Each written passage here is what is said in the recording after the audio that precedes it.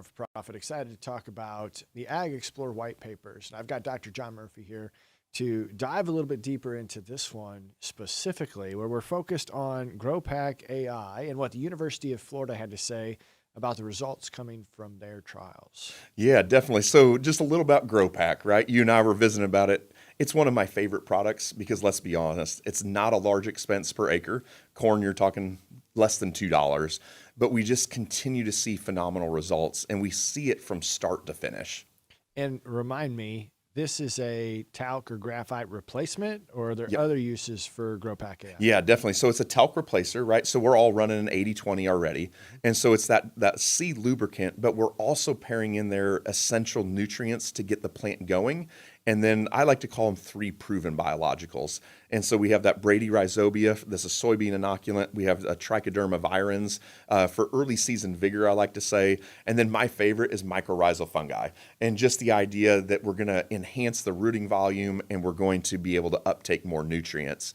But one of the things we just continue to see time and time and time again across all crops is that it gives us better emergence and we see massive yield bumps. Almost scary, to be honest. So what did the University of Florida see? Yep. So when we did this experiment at University of Florida, the hybrids were kept the same. The fields were kept the same. The only difference was GrowPack AI. It was also under pivot. Yep. So even water was, rainfall was maintained. Yes. Yeah. So it wasn't a stressful environment for it. It was 14.5 bushel. Wow. And we won every single trial. Let's just be honest. How often do you win every That's trial? true. And then how often do we average 14.5 bushel? Yep. And the ROI was massive, right? It was a number you could definitely feel in the pocketbook. And that was on corn. Yes, correct? that was on corn. But you can use GrowPack AI on other crops? Yes. So we had a replicated study up at Wisconsin. We utilized wheat, and it was like a 7 or 8 bushel response just using GrowPack on wheat. We have used it on cotton. We've used it on our soybeans. It can be placed across the board. In fact, we even ventured in the specialty market and used it on strawberries. And so it can just be used across the board, and we see similar results. Now, was there any issues with this replacing that seed lubricant with that causing plugs or distress to the planting process? Right. Yeah. We definitely don't want that to happen. In fact, we worked with a precision planting company, and our singulation rate when we were running it through the planter was about 99.8%, which, let's just be real, that's a phenomenal number. That's great. Absolutely. So you hinted at it in the beginning of this. The results that they came across, like you said, was $1.80 as a cost per acre. Yeah. And they averaged nearly $50 an acre as a return on investment. Yes. I mean, for a very small expense. I mean, a lot of times we talk, if you can get a 2 or 3 to 1 Right. response, we're going to be happy. I mean, you're a $2 and a $50 return for something that you're already doing. So if somebody wants to give this product a try, why? Yep. And I think it's just because it's ease of use. I really do. It's not an extra step. You're already going to be putting it in, and the things that are in there are proven to work, right? It's not that we're dumping things in. It's built with a purpose, and it's built to have that season-long impact. Well, it's been fun to dive into these white papers, especially all those that Ag Explorer has put together. Dr. John Murphy has written all of them so far up to this point, so he's the man, he's the expert, and I'm glad you helped summarize this one today. Well, I appreciate your time, bud. So we're doing some plots with the GrowPack AI this year. It's got sulfur, iron, manganese, molybdenum, zinc, and a whole bunch of biology that I'm not going to butcher the name of. But worked with Scott at Ag Explorer, got some of this GrowPack AI. You can see just a powder. So we'll get us a scoop of it.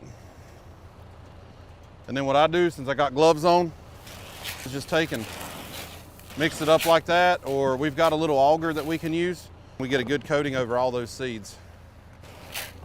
That's as easy as it gets. But just make sure you don't leave it out in the sun. If you got live biology, we put it in the shade in the truck, windows are down. It gets warm, but it's not going to get too hot. We're ready to roll. Why is it that I lose nitrogen even though I applied enough? Yeah, so as soon as we start applying nitrogen, forces are acting upon it to be lost, whether it be volatilizing it. So if you put it on top of the soil, urea, 32% sprayed on top, we are at risk of losing it into the atmosphere. Or if we do put it into the ground, almost immediately it's going to go through a reaction process to try to get to a nitrate for it to be leached into the soil.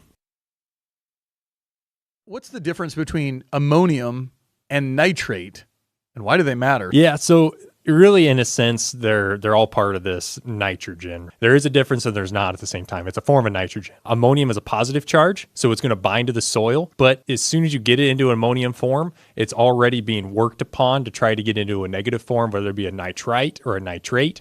And the nitrate is the negative form, which is not able to bind to the soil. So we have to do things to try to keep it in place. And does it matter? It does and it doesn't. Everything is trying to get to a nitrate eventually. The biggest difference is plants do like ammonium and they're trying to take it up as fast as possible. It's like candy to us. We love eating candy, whereas like the nitrate is like the green beans. We don't like it nearly as well, but we know we still need it. What's the difference between management versus stabilization? Yeah, so stabilization can be a part of a nitrogen program or a nitrogen management plan. But if we look about it in two different categories, a nitrogen stabilizer is technically classified as something that inhibits that bacteria site that's converting ammonium into a nitrate or a nitrite. So by definition, it is inhibiting, stopping, killing, slowing down, putting to sleep, whatever word you want to put there, that bacteria site. Whereas nitrogen management works on once it gets to that negatively charged, so that nitrate, we work on giving it a place to park. So we don't worry about the conversion process. We make sure that once it gets to that nitrate, it has a place to stop.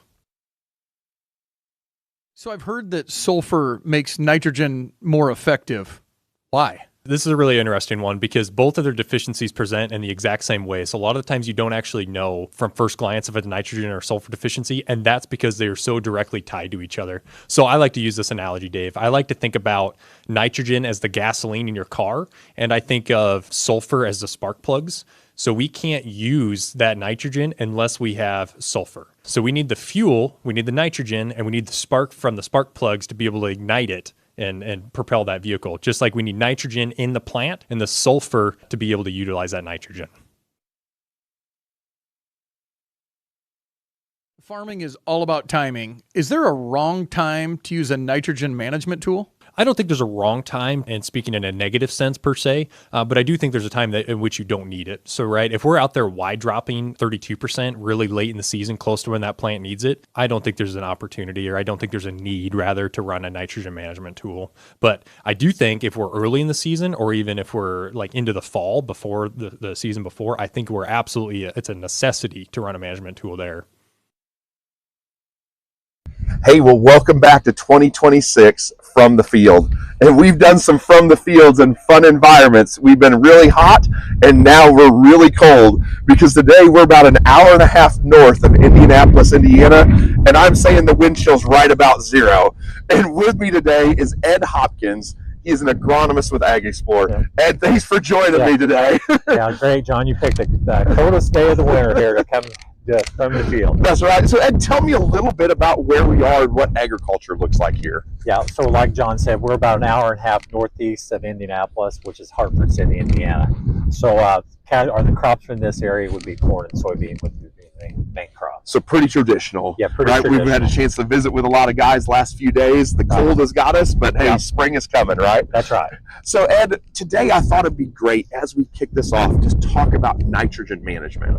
When we think about input costs this coming year, fertility is going to be a huge chunk of what our expenses are. Right. And the one thing that I've thought about over the last few years is nitrogen management is so much more than what we always just have simply made it out to be. Right. In the past, we thought, man, it's just one little component is managing nitrogen. So Ed, when you think nitrogen management, where do you like to start? Split applying would be one thing that you could have start having these conversations about. Really manage your nitrogen throughout the season, from the front end all the way through side dress. Man, I love that. And I would agree with you. The first thing we think about with nitrogen management is that timing. Right. Put it where the plant needs it. And really, in my mind, that takes me to the nitrogen cycle. Right. Right. And I know we probably all did that way back in school. But when we think nitrogen cycle, it's such a complex event. It's not just, man, I have ammonium, or, oh, I have nitrate. Right. It is everything that's happening in the soil, from soil biology all the way up to how our plants are going to extract it. So let's take a little bit of time and kind of work through that. So when I think about the soil nitrogen cycle, I start with the two forms. So when we think forms of nitrogen available to plant, what do we think about? We're thinking about the ammonium form and the nitrate form. Ammonium form and nitrate form. And we like those forms that are available to plant, but they also give us some management issues. That's right. So talk to me a little bit, why do you like the ammonium form of nitrate? The ammonium form of nitrogen is the most stable form. It is. However, it does go through the nitrogen cycle, so sooner or later it's going to go from ammonium to nitrite to nitrate. Man, you brought up a key things, right? It's stable. Our soil has a negative charge. We know we can manage that part. But the soil biology, right? Key words that we've really been thinking about. Man, that soil biology is going to convert it to nitrite and then into nitrate. Yes. So what are issues? What are thoughts that come to mind when you think nitrate? When you take nitrate, has a negative charge on it, so where you can get losses is leaching. Yeah, right. It's still plant available, but like you said, we get rainfall events, that negative charge, we aren't really going to bind onto that colloid.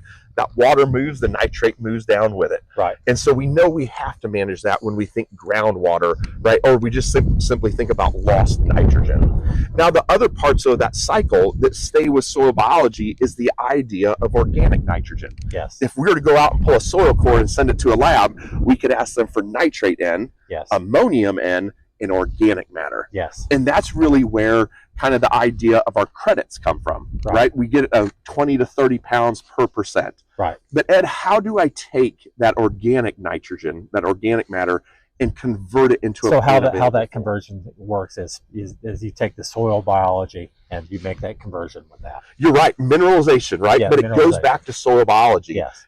I start to see this common trend. It all revolves around soil biology. Right. All of our conversions both ways. So I think that's a great starting point. It kind of sets us where we need to be.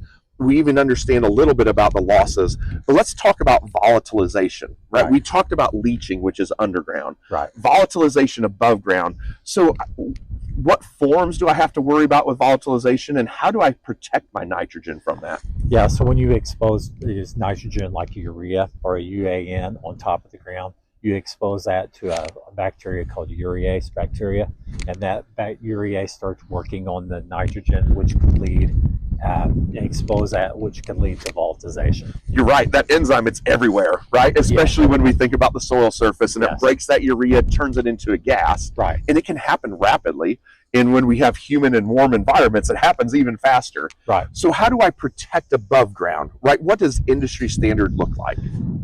Industry standard, there's a chemical process called NBPT. Yep. And then you simply apply that to either UAN, if you're exposing it on top, or urea, and it coats the urea. And then once you apply that product onto the prill, you can typically get 14 to 20 days of coverage before you start to lose it through volatilization. Yeah, so it's really protecting our investment, Yes. right? And we know that first 14 to 20 days is incredibly important, and we're hoping we get a little bit of rainfall, or we get a chance to incorporate it into the soil, right? So we're going to protect that through there. Right. So we kind of understand, man, this is what the cycle looks like. Let's talk about our sources of nitrogen. Mm-hmm. So when I kind of think sources of nitrogen, I think anhydrous ammonia. Right. I think about UAN, whether it's 28 or 32%, Mm-hmm. and I think urea. Now, Yeah. there's still a few other forms that we can get here and there, but as of today, I would say those are our major forms. So walk me through, why do you like each one of those forms? And what are specific things that I need to watch for if I use those? Okay, so typically in the area here in central to north central Indiana, typically pre-plant nitrogen is anhydrous ammonia, which is 82%. So we see that that gets them beforehand, and also on a side dress as well. Definitely. The other form would be a side dress UAN solution, or some people will put some in the planter, or do it like a weed and feed type application also. Definitely. UAN. And when we think anhydrous, right, you talked about that you guys like spring applied. Right. Some of the guys that are listening, especially a little farther north, we try to get all of it on in the fall we can before the ground freezes up. Yes. Just because as that soil temperature drops, biological activity drops and our conversion rate slows down. So I love getting to talk to guys that where we're going to use it different areas. Of course, anhydrous a lot of times pencils out really good. Like you said, 82% nitrogen, pound of nitrogen, it's hard to beat a lot of times. Right. But of course, as we're going to talk about a little bit later, there are issues with it as well, right? It can be hard on soil biology, and we do have to be careful with it, right? Yes. We have to have common sense that goes a long way. Right. So UAN, right? We talked about that you can side dress it, you can knife it in, we can Y drop it, we can dribble it on with a planter. Right. If we incorporate it into the ground, we need to make sure we understand how we manage that though, right? We want to keep it in the rooting zone because that's where we're really going to generate the value to it. Yes. And then we have urea, which is our prill, kind of top dress it, right? We can put it on top of the ground, but we have to worry about that idea of volatilization. So Ed, I think this is a great starting point. But as we're thinking about nitrogen and making nitrogen efficient, what are some other things that you like to focus on that really bring value? Well, in this right now, we also need to look at our sulfur. Yes. So I think we should start managing our sulfur, typically how we manage our nitrogen, because sulfur helps with utilization of our nitrogen. You're right. I mean, when we think sulfur, we've gotten it for free for so long that I think it's kind of snuck up on us that we no longer have all the sulfur that we used to think we did. Right. And so when we think sulfur, sulfur is a key component in really making nitrogen use efficient. But like you said, we have to manage it.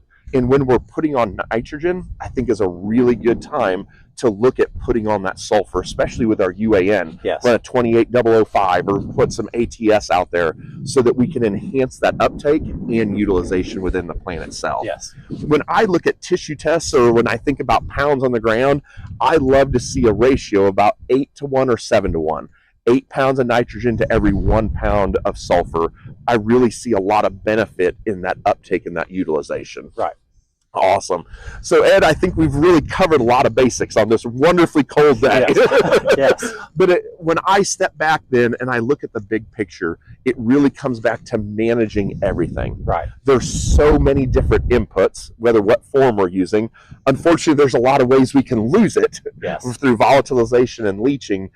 But there's a lot of ways that we can manage it. But management includes taking care of our soil health and looking at all those different arrows because there's so much more than just one single aspect. Right. So Ed, when you think about management in your area, if you were to narrow it down to one thing that you could really strive or work with someone, what would that one key thing be that you would stress to someone? As far as managing your nitrogen, you're really protecting your investment. Yep. With the way the input costs are now, so that is very key. That would be a key take-home message for that. I think that is a key thing. The year that we are in, we have to manage it to protect it. Right. And sometimes we have to think outside the box. Yes. Right? 20 years ago, we had bag phones. Right. Now we have iPhones that we're recording on. Yes. Right? And sometimes we have to shift our frame of thought, but we have to shift our frame of thought to manage what we have. Right. Awesome. Well, Ed, I think it's about time for us to go warm up. I would agree. And we're also going to take a look at how we can help to manage nitrogen using an anhydrous ammonia tank. So we're going to jump over here to behind the barn and take a look at how can we do it and what does it look like to handle it. Sounds good. Ed, thanks for your time. Thank you. So Ed, one of the most common questions I get when we're in the field is how can we manage nitrogen when we're dealing with ammonia? Because let's be honest, it can be a little bit intimidating. It can be a little bit scary. Right. So walk me through, what does it look like start to finish to take care of our nitrogen in that tank? Well, first of all, you got to keep safety at the forefront. And one couple of safety things that you need to do, you got to make sure you have hand protection and eye protection to keep anything from getting on your clothes or your body or anything like that. Definitely. So that's the first thing, right? We have our PPE. A lot of times it's held right here at the riser anyway. Right. Now, I mean, so we're going to glove up, have our glasses on. Then talk me through, how do I get an End Zone GL product into this tank? So when you're direct injecting in our End Zone GL into a nurse tank, which is right behind me, you're going to need a pump. Okay. And you're going to need a hose from your pump that goes into your fill valve on the anhydrous tank. Okay. And that fill valve will have a coupler on the end of it to actually, with a high pressure pump, to directly inject it right into the tank. Okay, so we're actually, when we think about how we're doing it, it's still all contained, right? And so we're just simply taking that fluid, running it through the tank into there. Right. So talk to me a little bit about product-wise, right? I know not all products are the same, weights, densities are different. Right. You've done a lot of this. So what are some key things we want to do with our pump setup as we look at an End Zone GL product? So foremost, our product is not a bactericide, and the weight of our End Zone GL is 12 pounds per gallon. Okay. So the typical products out there are a little bit lighter, but on our product, it's a little heavier, so you really need to slow down the process. It's not going to slow down typically too much, but it still needs to slow down just a little bit as you're pumping the product into the tank. That makes sense. A little bit more density in there. Yes. So walk me through. We've got our pump set up here, right? We would have our end zone GL on the inductor cone right here behind it. Walk me through hooking it up and talk me through what are things you would be looking for. What does it look like as we're actually feeding it through? Right. So first thing, you want to go ahead and put your gloves on. You want to put our goggles on. And then before you get up to the fill valve, so the typical tanks have a fill valve on the front where you actually put the anhydrous in. Okay. Then there's a vapor valve here. Yep. So I typically go into the fill valve. Okay. So you first want to make sure the valve is shut off, and then go ahead and put your goggles on. Yep. And then we'll take, while I'm doing that, you can see that actually has the coupler. Oh, okay. So put the goggles on, then we'll come up and we'll actually demonstrate how and it's also got a vapor release valve, so you want to make sure that is closed. Yep. So you're not getting things back into your face. Sure. So you actually come up here, and it's basically just screwing that on, like so, like that, and then you open up your valve. Okay. Right here to allow the product to come in, and then you have the set amount of product that's going to go into the tank. Yep. And Based off the size of the tank. Based off the size of the tank. This here is a 1,500 gallon tank, so you can put 5 gallons of product into the tank. Awesome. So now talk me through, if we were actually doing this, how much time are we talking, right? Because we know time is of the essence. Right. How much time are we talking once we start putting product in? Right. You're looking at 3 to 4 minutes. So only 3 to 4 minutes, Yeah. right? So again, we kind of walk up on the riser, everything's ready to go. You're talking less than 5 minutes Correct. in order to treat that nitrogen. Yes, that's correct. Awesome. So then walk me through. We're full, right? You put your gallons in. We've got in there what we want. How do I back that off and keep safety in mind? Yep. Now we're full, so we'll have our goggles back on. And so now we're going to shut the valve completely off here. Okay.